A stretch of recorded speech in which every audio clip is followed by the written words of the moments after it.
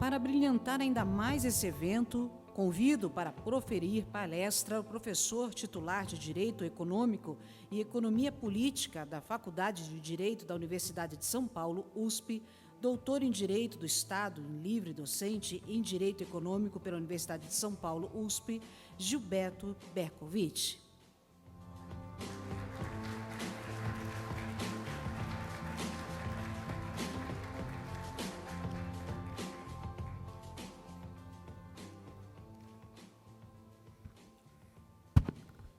Boa noite a todos e a todas. Queria agradecer imensamente o convite para participar desse congresso da Advocef aqui em Foz do Iguaçu, na pessoa da nossa presidente, doutora Ana Cláudia de Vasconcelos, a quem eu saúdo, na pessoa de quem eu saúdo a todos os demais presentes. O tema que me foi sugerido foi sobre os bancos públicos e o desenvolvimento. E existem, segundo um cientista político norte-americano, John Zisman, 3 grandes modelos de financiamento da economia. O modelo do mercado de capitais, que é predominante nos países anglo-saxões, como a Inglaterra, os Estados Unidos. O modelo de crédito público, que prevalece em países como a França ou o Japão. E o modelo de crédito privado, que prevalece, por exemplo, na Alemanha. No Brasil, nós temos um mercado de capitais raquítico e insignificante, um crédito privado quase inexistente e um crédito público insuficiente. Mas, mesmo assim, o que era possível fazer? Como que o Brasil conseguiu criar um modelo de financiamento da sua economia? Foi por meio dos bancos públicos. Os bancos públicos no Brasil foram criados, estruturados para conseguir mobilizar capitais e superar o atraso econômico. Tiveram que financiar a industrialização, financiar os demais setores da economia, sempre em conjunturas internacionais absolutamente desfavoráveis. E o papel deles, como não poderia deixar de ser, é central na nossa história econômica, no nosso desenvolvimento econômico. O artigo 192 da Constituição, que trata do sistema financeiro, ele é o que se chama de projeção da ordem econômica no tempo, quando trata do crédito e do sistema financeiro. O que significa isso? Significa que o conflito projeta-se no tempo, deferindo a escassez no tempo, ou seja, com o regime do crédito, do financiamento, se decide quem tem, quem vai ter, quem não vai ter, de acordo com a passagem do tempo. Se define pelo crédito como os recursos vão ser distribuídos, quem vai ter, quem tem no momento presente, quem vai ter ou não no futuro. E o Estado contemporâneo não pode se limitar a uma atuação mínima nesse setor. Pelo contrário, ele deve atuar de modo a dimensionar os seus recursos para tentar satisfazer o mais amplamente possível as necessidades sociais.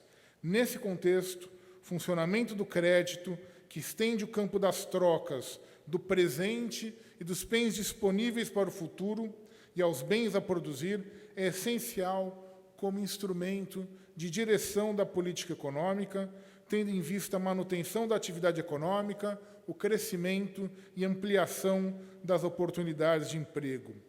Por sua importância, a política de crédito no Brasil é competência exclusiva da União, de acordo com a própria Constituição.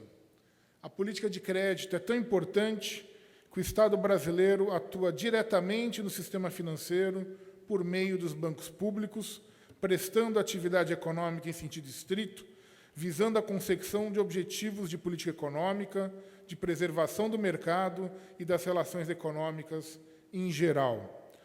O Estado brasileiro atua diretamente no setor bancário com base na preservação de relevante interesse coletivo, como determina a Constituição, no artigo 173, com a óbvia exceção da emissão da moeda, que aí se trata de um serviço público, monopólio da União, né, pela própria Constituição, no artigo 21, inciso 7º, no artigo 164.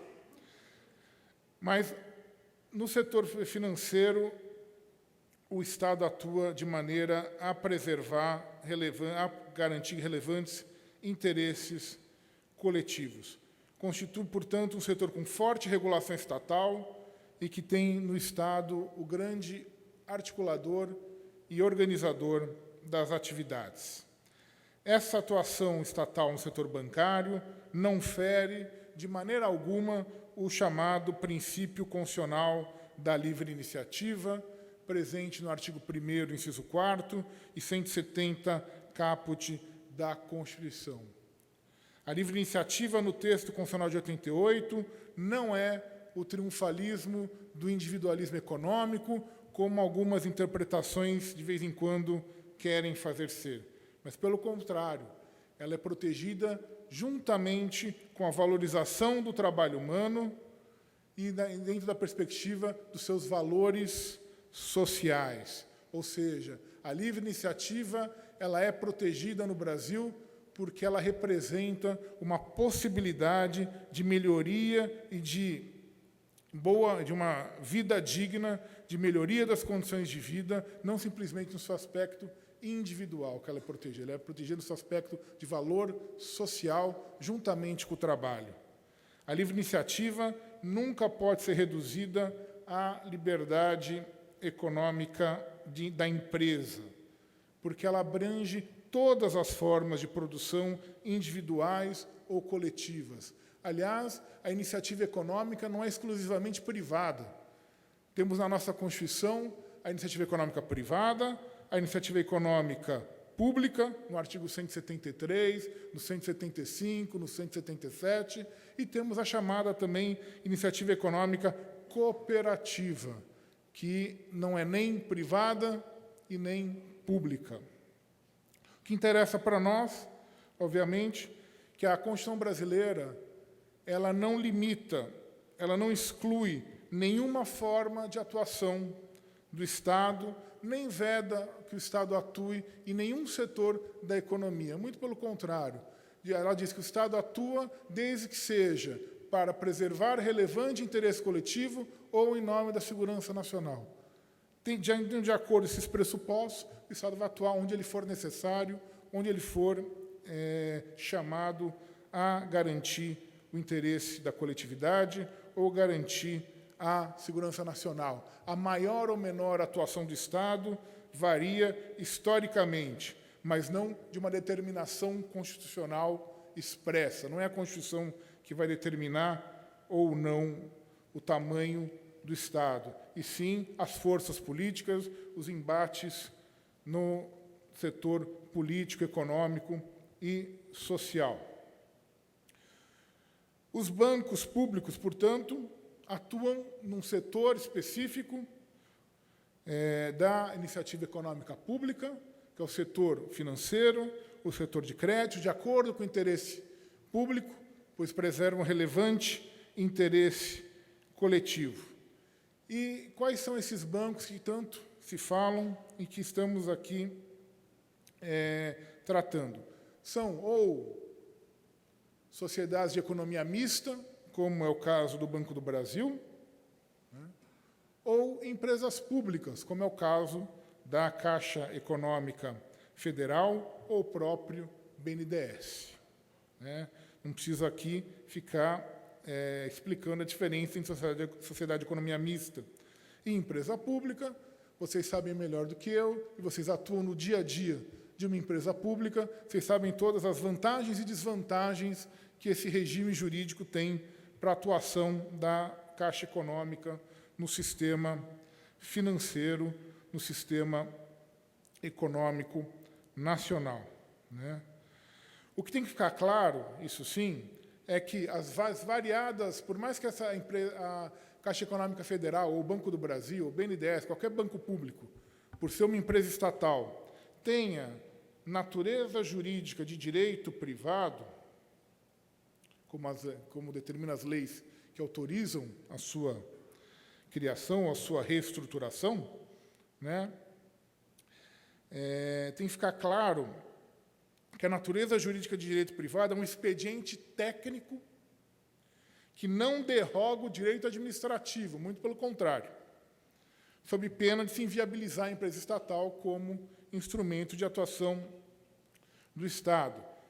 Na verdade, a natureza jurídica dos bancos públicos é de direito privado, mas tem uma série de normas e de incidências de direito público, de direito administrativo, que as tornam, na verdade, empresas sui generis, que não se encaixam propriamente no modelinho comum da empresa privada, seja a regulada pela lei das SA, seja regulada por qualquer outra lei que trate das sociedades comerciais no Brasil.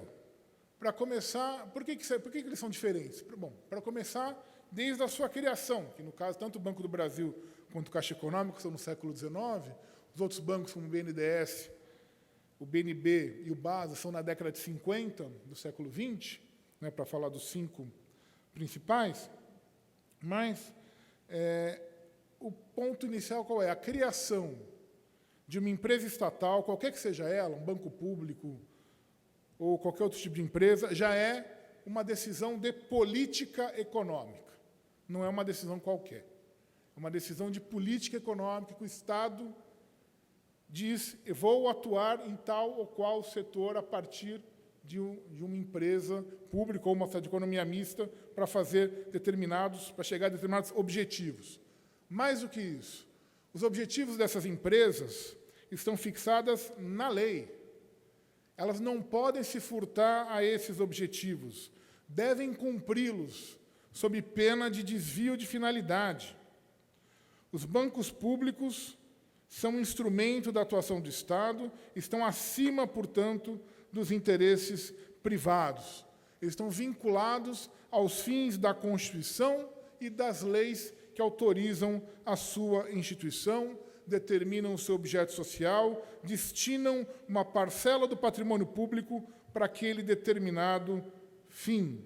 Um banco público não pode usar, por sua livre e espontânea vontade, o patrimônio público para atender finalidade diversa daquela prevista em lei. E aí vem um ponto também essencial dessas empresas. O objetivo essencial das estatais, como os bancos públicos, não é a obtenção de lucro, mas sim a implementação de políticas públicas. A legitimidade da ação do Estado como empresário, a chamada iniciativa econômica pública, ou, no caso específico, bancária, é a produção de bens e serviços que se entende que não conseguem ou não podem ser obtidos de forma eficiente e justa no regime puro e simples de mercado da exploração privada. Não há nenhum sentido no Estado procurar receitas por meio da exploração direta da atividade econômica.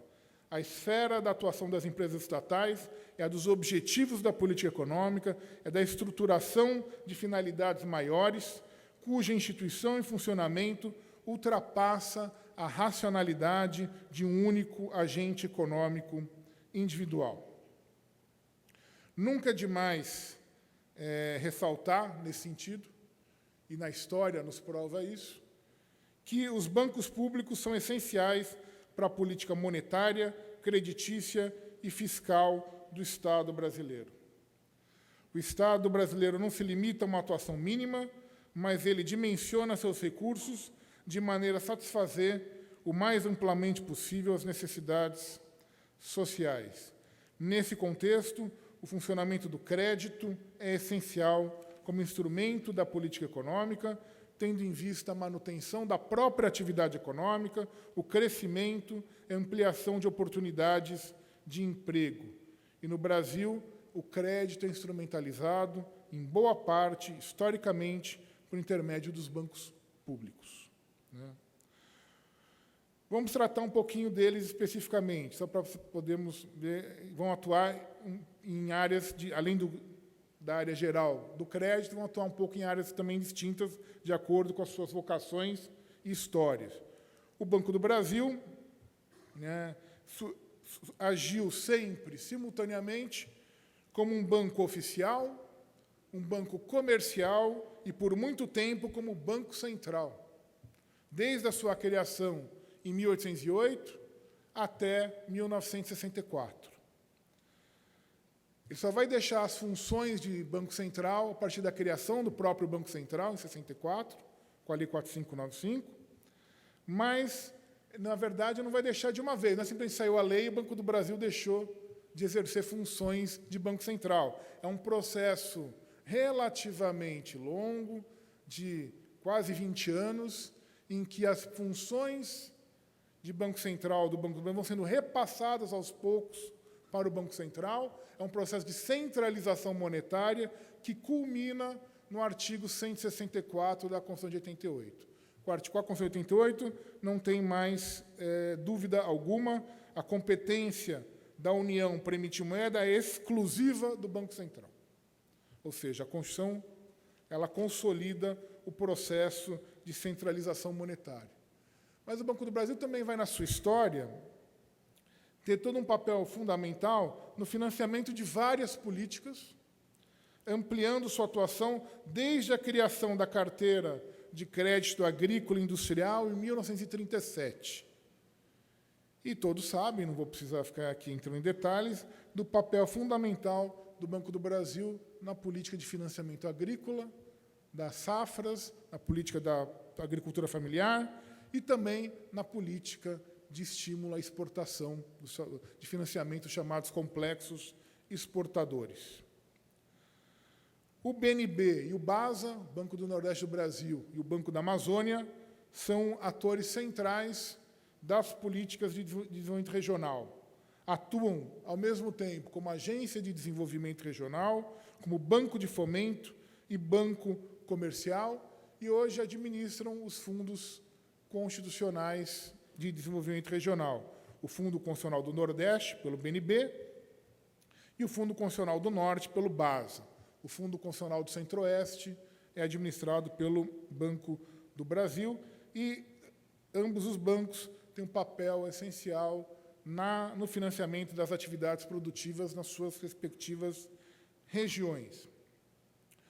A Caixa, não preciso aqui dizer, ensinar a missa para o vigário, né? A Caixa é fundamental no financiamento da política habitacional e na própria política urbana de uma maneira geral. Mas, mais do que isso, a Caixa é responsável por uma série de operações de caráter social, como atendimento aos trabalhadores, na gestão do FGTS, na administração do PIS, no pagamento de benefícios do INSS, do seguro-desemprego, na administração das loterias federais. A Caixa tem uma série de políticas de impacto no dia a dia da vida dos trabalhadores, que são políticas praticamente insubstituíveis e só realizadas pela Caixa dentro da economia brasileira. Já vamos voltar mais para falar da Caixa. E o BNDES também, não preciso também entrar nos detalhes, é o banco da infraestrutura, é o banco da política industrial, criado por Getúlio Vargas em 1952, foi o grande agente que coordenou os fundos necessários para o plano de metas no governo Juscelino Kubitschek, foi o responsável central pela criação da nossa infraestrutura industrial e, até bem recentemente, tinha um papel fundamental no financiamento da indústria. Esse papel, inclusive, dos bancos públicos, e particularmente, vou usar o exemplo aqui do BNDES, né, como fonte de recursos, né, ele é bem expressivo. Eu vou usar o exemplo do BNDES, que é um exemplo fácil, para a gente perceber as mudanças dos períodos em que os bancos públicos vão atuar no Brasil. O desembolso anual do sistema BNDES, segundo os dados do próprio banco, do site do próprio banco, pulou de 47 bilhões de reais em 2005 para 188 bilhões de reais em 2014. Ou seja, é uma massa gigantesca de recursos ampliados para o financiamento da nossa economia. Desses quase 188 bilhões de reais, 47 bilhões foram para a indústria de transformação e 120 bilhões para comércio e serviços. E se incluem serviços pela metodologia ali do BNDES, nessa rubrica eles incluem investimento em infraestrutura, como eletricidade, saneamento e transportes. Outro dado interessante é que diz respeito ao porte das empresas financiadas pelo BNDES. Em 2014, foram 44 bilhões para micro e pequenas empresas e 117 bilhões para grandes empresas. E o dado mais interessante, talvez, o BNDES Par, BNDES Participações, detinha em 2014 ativos, especialmente em ações e debêntures, que perfaziam um total de 77 bilhões. E, para além de valores absolutos, cerca de 83% das companhias listadas no chamado novo mercado da Bolsa de Valores captaram recursos do BNDES ou do BNDES Par. Isso responde uma crítica que sempre se encontra na literatura econômica e mesmo jurídica, de que no Brasil o mercado de capitais ele é fraco ou insuficiente porque existem os bancos públicos fornecendo crédito de maneira mais fácil do que a aquisição no mercado de capitais. Isso não é verdade. Aliás, os bancos públicos, como está se provando aqui, não só o caso do BNDES, mas a própria atuação do Banco do Brasil, desde a abertura do seu capital em bolsa nos anos 70 até hoje, são responsáveis, inclusive, pela tentativa de se criar e se estruturar um mercado de capitais no Brasil, uma tentativa que, vamos falar a verdade, não é lá muito bem sucedida. A Petrobras é outro exemplo de empresa que tenta manter o mercado de capitais no Brasil e que, se o dia se resolver fechar o capital da Petrobras ou do Banco do Brasil, praticamente deixa de haver movimento na Bolsa de Valores de São Paulo, que é a Bolsa de Valores do Brasil. Ou seja, um mercado de capitais extremamente fraco, mas aí a culpa não é dos bancos públicos, a culpa aí vem também da mentalidade e de certa visão do empresariado brasileiro em relação a abrir capital. Que, afinal, como todos vocês sabem, as grandes empresas brasileiras não têm ações em bolsa. São sociedades anônimas de capital fechado. Um exemplo, a nossa maior empresa de comunicação, a Rede Globo, ela não tem uma ação em bolsa, embora fique a todo tempo pregando as virtudes do livre mercado. Mas abrir ação em bolsa aí já é outro passo, né? Ter sócio, ter acionista minoritário, ter certas práticas de transparência, talvez não seja já do interesse dos seus proprietários. Não bastasse esse papel na criação e na tentativa de manutenção de mercado de capitais, os bancos públicos também tiveram um papel de destaque em vários momentos recentes da nossa história de crise econômica. Por exemplo, na absorção dos custos da estabilidade da moeda, na implantação do Plano Real, na atuação em apoio ao Banco Central, quando se enfrentou as ameaças de crise bancária da década de 90, em que houve uma série de crises bancárias, os bancos públicos atuaram no sentido de tentar estabilizar o sistema. Seu papel se revelou muito mais central e estratégico na crise financeira internacional de 2008, com ampliação do acesso ao crédito por parte dos bancos públicos, particularmente Banco do Brasil e Caixa Econômica. Entre setembro de 2008 e março de 2010, a participação do sistema bancário privado no oferecimento de crédito caiu 11,2%. E a participação do sistema bancário público cresceu, nesse mesmo período, 21,5%. Ou seja, os efeitos da crise econômica internacional só não foram mais graves no Brasil, justamente, entre outras medidas, pelo papel dos bancos públicos na sua tentativa de diminuir, de debelar esses efeitos da crise econômica. Aliás, não custa relembrar que parte da crise econômica atual se deve justamente a medidas tomadas desde 2015, intensificadas após o golpe de 2016, nos governos Temer e Bolsonaro, de restrição de crédito público e de desmonte dos próprios bancos públicos com o objetivo de sua privatização. Aliás, sobre privatização, acho que devo fazer uns pequenos esclarecimentos. Se o governo, em qualquer dos seus níveis, federal, estadual, municipal, resolver desapropriar a propriedade, qualquer um de nós aqui, de algum particular, para realizar um empreendimento público qualquer, uma estrada, uma obra viária, um metrô, qualquer coisa do gênero, né? O cidadão que sofre a desapropriação tem uma série de direitos e garantias, né? Afinal, no Estado de Direito, o ordenamento jurídico tutela o proprietário privado, né, no seu enfrentamento contra o poder público, com garantias e exigências que devem ser cumpridas inexoravelmente num processo de desapropriação. A própria indenização ao desapropriado é uma dessas garantias, né, expressa desde as primeiras declarações de direitos, né, liberais dos séculos XVII na Inglaterra ou XVIII na França e nos Estados Unidos. Não há, o cidadão privado tem todas as garantias do mundo contra a perda eventual de um bem seu, mesmo que seja em nome do interesse público. Agora, não há nenhuma garantia, nenhuma proteção jurídica aos cidadãos quando o governo resolve transferir ao setor privado determinados bens da coletividade, como uma empresa estatal, a prestação de um serviço público ou a exploração de um bem público.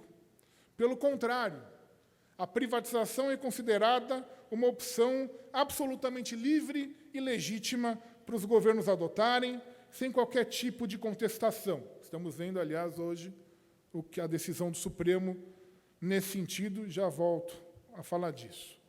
A expropriação dos bens privados, por sua vez, é considerada quase um tabu. A grande mídia exalta os privatizadores e condena veementemente aqueles que querem estatizar, nacionalizar ou recuperar bens públicos transferidos inadequadamente aos privados. Para aqueles privatizadores, o paraíso da boa governança, o aplauso do mercado. Para os outros, o inferno do populismo, ou bolivarianismo, ou qualquer coisa que o valha, a depender do caso e da reprovação unânime dos meios de comunicação de massa. O que ninguém diz, e eu vou dizer aqui, é que ao privatizar uma empresa estatal, qualquer parcela de patrimônio público, o governo está expropriando a população de bens públicos que são de sua titularidade. Simples assim. É isso que está acontecendo. Na privatização, o governo age do mesmo modo que na expropriação, da mesma forma que ele desapropria uma propriedade privada, na privatização, o governo aliena a propriedade pública. O problema é que a propriedade privada pode contestar. O povo não. Todo o processo de privatização é uma expropriação de bens que deveriam integrar o patrimônio público de todos os cidadãos, decidida por uma autoridade política que exerce poder temporariamente, tem mandato. No processo de privatização, o governo não vende o que é dele, governo. Na privatização, o governo vende o que pertence a todos nós, e sem nos consultar sobre isso.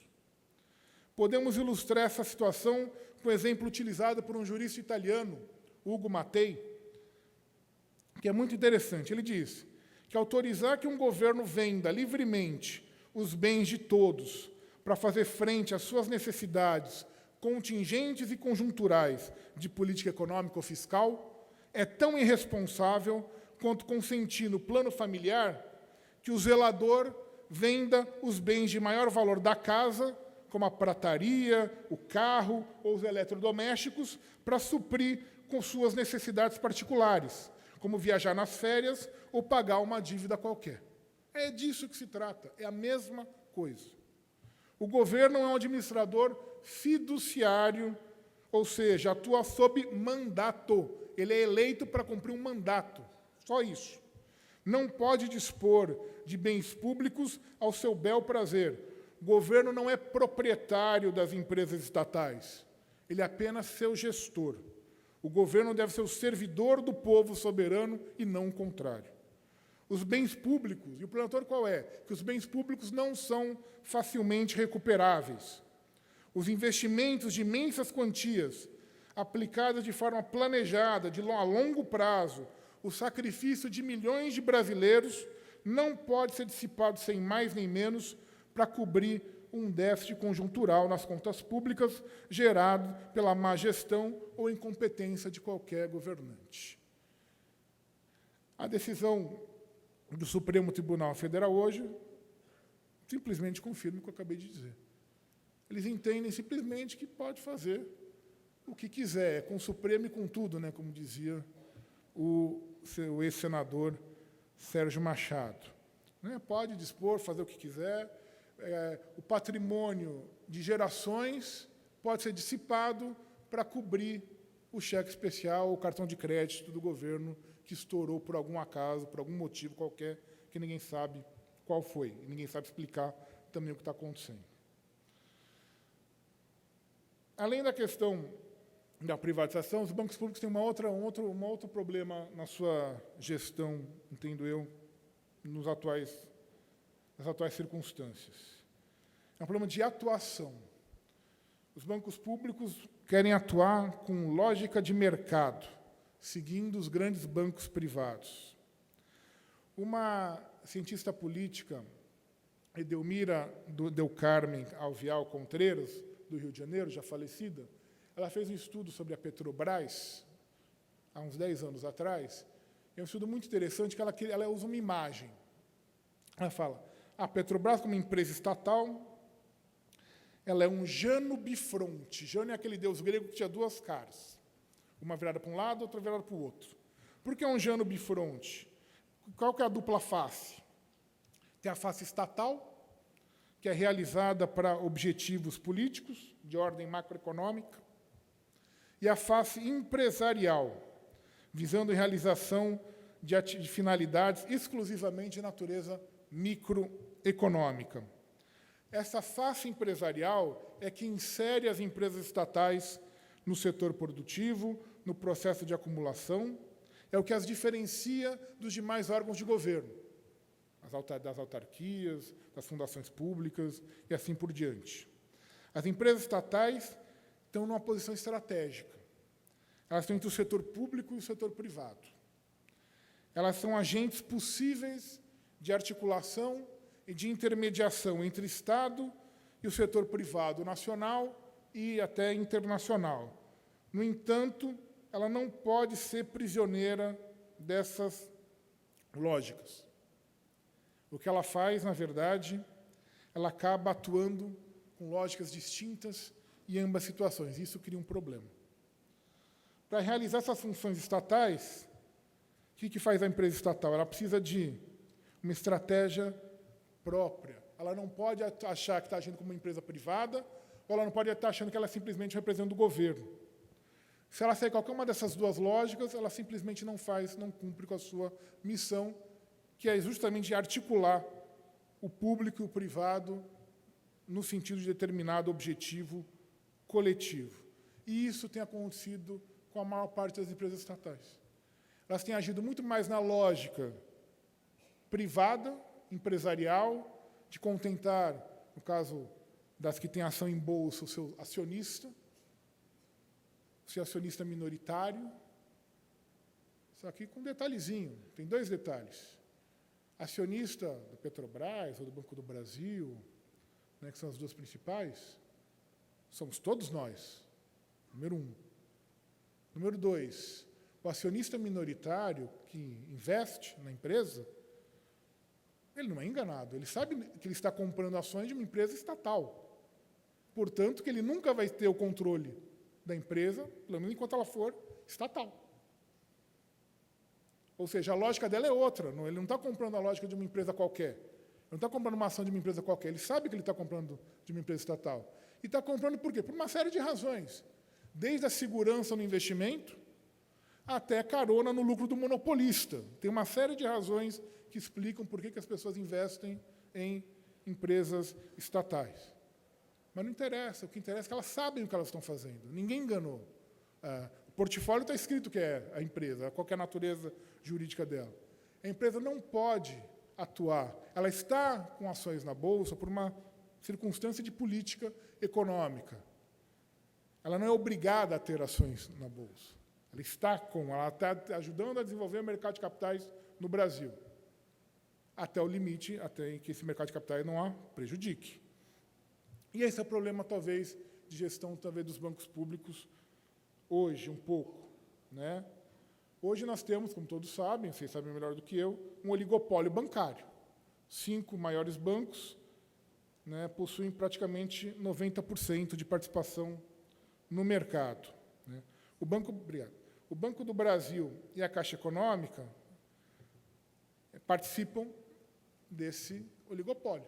São 2 dos 5 bancos. E aí é um problema. Porque o Banco do Brasil e a Caixa Econômica não deveriam atuar de acordo com o interesse dos bancos privados. Eles não são apenas bancos, eles são também entes promotores de políticas públicas que os outros bancos não fazem e não vão fazer. E não vão fazer. Eles são mais do que bancos privados, do que bancos comerciais. Banco comercial todo mundo faz. Mas todas as políticas de financiamento que a Caixa, que o Banco do Brasil tem, os outros não fazem e não irão fazer. Fazem muito mais do que os bancos privados. O fato de terem que concorrer com os bancos privados, não significa que têm os mesmos interesses. Não têm os mesmos interesses. Né? Aliás, a situação dos bancos no Brasil está chegando de tal maneira que a concentração bancária está chegando a um limite absolutamente insuportável. Tanto isso reflete na política de juros, na política de crédito, uma série de políticas que não deveria refletir. O Banco do Brasil e a Caixa Econômica deveriam estar imunes a isso.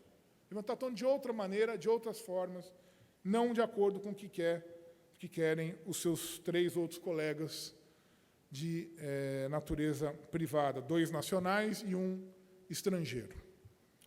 A questão central, isso toca na questão central, talvez, da atualidade, que todos nós estamos vivendo hoje nas mais variadas situações, estamos presenciando isso. Qual que é o grande drama hoje? Se vão prevalecer ou não as instituições democráticas sobre o mercado. Se o Estado vai ter independência política em relação ao poder econômico privado. Essa é a grande questão da atualidade. E o fundamento, e para que o Estado possa enfrentar o poder econômico privado, para que a democracia possa prevalecer sobre os interesses de mercado, para que os órgãos do Estado, como a Corte Suprema do país, não sejam instrumentalizados simplesmente para atender interesse privado, né, tem que se ter um Estado com uma base de poder econômico próprio. O Estado democrático tem que ser um Estado forte. Essa força também tem que ser ampliada do ponto de vista econômico, para que esse Estado possa enfrentar os detentores do poder econômico privado. Já dizia um jurista alemão da época da República de Weimar, há 100 anos atrás, praticamente, Hermann Heller, escreveu nos anos 20, que, a partir do final da Idade Média, o poder político lutou para ganhar autonomia em relação ao poder religioso. Ele vai dizer, no século XX, a luta é outra, não é mais essa. A luta é do poder político se libertar do poder econômico privado. E nessa luta, o papel dos bancos públicos é absolutamente central e necessário. E eu vou encerrar com uma menção específica à Caixa. A Caixa Econômica Federal, como todos sabem, nasceu em 1861 para proteger as economias populares, para prestar assistência aos necessitados, por meio de empréstimos sobre o penhor de joias e objetos de valor, né, o antigo Monte do Socorro. A partir do governo de Getúlio Vargas, a Caixa passa a ser entendida também como um órgão de fomento, de viabilização de projetos sociais, especialmente em infraestrutura urbana, como habitação, saneamento. Ela vai adquirir a forma de empresa pública no regime militar, com o Decreto-Lei 759 de 69, com o objetivo expresso de financiar o desenvolvimento urbano e social para melhorar a qualidade de vida do povo. Ao ser responsável pela gestão do FGTS, do PIS, dos benefícios do INSS, entre outras, a Caixa Econômica manteve a sua vocação de banco da economia popular. Um banco do povo que serve para limitar o mercado e proteger os interesses populares dos interesses econômicos privados. A Caixa Econômica Federal, portanto, exerce uma função social de altíssima relevância, impossível de ser transferida para o setor privado. A função de guarda, de proteção, de tutela da economia popular. Muito obrigado.